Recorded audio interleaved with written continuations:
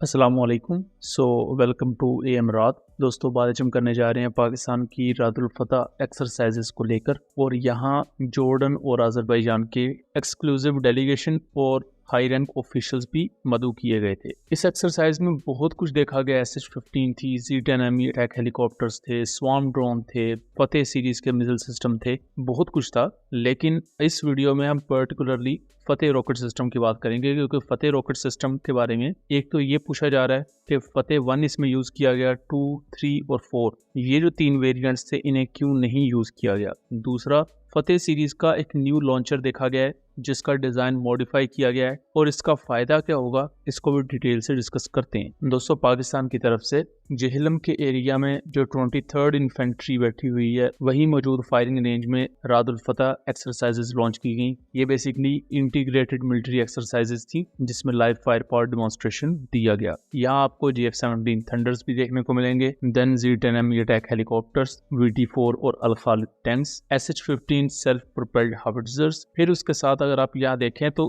Proper यहाँ satellite communication की domain में भी मुख्तलिफ एक्सरसाइजेस कंडक्ट की गई, यानी कि जो फाइटर जेट्स थे और GPS गाइडेड राउंड्स फायर किए गए प्रिसीशन को इंक्रीज करने के लिए, और जैमिंग और काउंटर जैमिंग, ये तमाम वो ऑपरेशंस जो एक इंटीग्रेटेड वॉरफेयर में आपको देखने को मिलते हैं वो तमाम यहाँ किए गए। एवैक्स यहाँ पर मौजूद थे, स्वार्म ड्रोन्स जो आप ये देख सकते हैं, फिर शार्पर ड्रोन्स, यहाँ आपको फतेह सीरीज के रॉकेट्स देखने को मिलेंगे, Fennec light weight attack helicopters, Cobras, then short to medium range air defence systems. और ये एक्सरसाइजेज एक रिस्पांस था बेसिकली जो इंडिया ने रिसेंटली एक्सरसाइजेज लॉन्च की पाकिस्तान, बांग्लादेश और चाइनीज बॉर्डर के नज़दीक, और उनका बेसिकली मकसद भी यही था कि एक तो बिहार इलेक्शंस में इंडियन गवर्नमेंट का स्टेचर बढ़ेगा जो कि अब वो जीत चुके हैं, और दूसरा कि पाकिस्तान के नज़दीक बहुत बड़ी तादाद में ट्रूप्स लाकर एक कोल्ड वॉर डॉक्ट्राइन के कॉन्टेक्स्ट में थ्रेट क्रिएट किया जाए, ताकि पैनिक में आगे पाकिस्तान कोई अग्रेसिव मूव करे और इंडिया के पास एक जुआज हो पाकिस्तान पर अटैक करने का। अब जिस वक्त ये एक्सरसाइजेस हो रही थी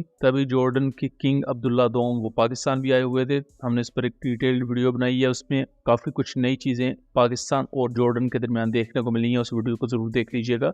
या हमने गिट्स के वेपन सिस्टम का दौरा भी किया, ना सिर्फ जॉर्डन के किंग ने बल्कि अज़रबैजान के डिफेंस मिनिस्टर ने भी। दो चीज़ें जिनमें जॉर्डन काफ़ी ज़्यादा इंटरेस्टेड नज़र आ रहा है, एक तो फतह सीरीज़ के मिसाइल्स और दूसरा पाकिस्तान के अनमैन्ड एरियल सिस्टम्स। और इसी तरह अज़रबैजानी डिफेंस मिनिस्टर भी हैं जिन्होंने मुख्तलिफ पाकिस्तानी वेपन सिस्टम्स में काफ़ी ज़्यादा इंटरेस्ट शो किया है। यहीं फतेह 1 मल्टीपल लॉन्च रॉकेट सिस्टम का एक न्यू मॉडिफाइड डिज़ाइन देखा गया है। अगर आप इससे प्रीवियस डिज़ाइन देखें तो जितने भी 8 लॉन्चर्स हैं वो आपको ज्वाइंट कंडीशन में देखने को मिलेंगे, लेकिन ये जो न्यू लॉन्चर है इसमें 4-4 के 2 सेट बना दिए गए हैं, दोनों के दरमियान एक डिवीजन है और इनमें से एक रिप्लेसेबल भी है, और इसे बेसिकली आप फतेह 1E कह सकते हैं इस कॉन्टेक्स्ट में कि इसमें 4 लॉन्चर फतेह 1 के रहेंगे जिनमें 140 किलोमीटर की रेंज वाले रॉकेट्स होंगे, और दूसरी साइड पर रिप्लेस करके फतेह 2 के लॉन्चर्स ऐड किए जा सकते हैं जो कि 2 एटलीस्ट फतेह 2 मिसाइल्स को कैरी करेंगे जिनकी रेंज 400 किलोमीटर है। तो ये मॉडिफाइड लॉन्चर बेसिकली पाकिस्तान ने अपनी ऑपरेशनल रिक्वायरमेंट्स को मद्देनजर रखते हुए और इंटरनेशनल कस्टमर्स की रिक्वायरमेंट्स को भी मीट करने के लिए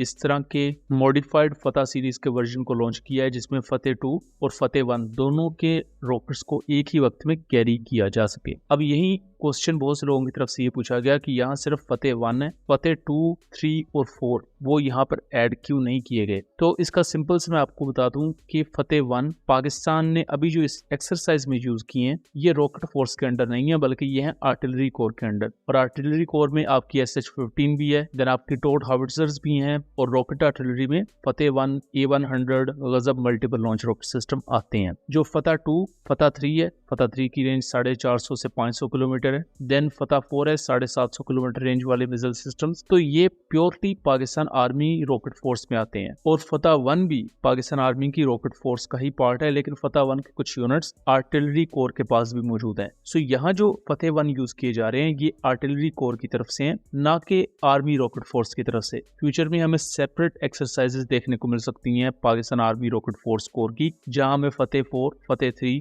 फतेह 2 और दूसरी सीरीज के मुख्तलिफ मिसाइल सिस्टम्स ऑपरेशनल नजर आएंगे।